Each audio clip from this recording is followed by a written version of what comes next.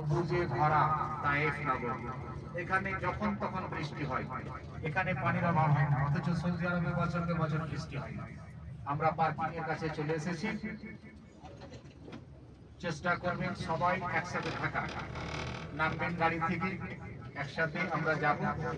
কারণ গাড়ি অনেক লাগে, এদিক ওদিক ঘোরাফেরা না করে সরাসরি গিয়ে মসজিদে আব্বাস, ওখানে গিয়ে মহিলাদের নামাজ পড়ার জায়গা আলাদা, মহিলাদেরকে আলাদা, পুরুষদের আলাদা, আলাদা আলাদা ভাবে আপনারা নামাজ পড়বেন।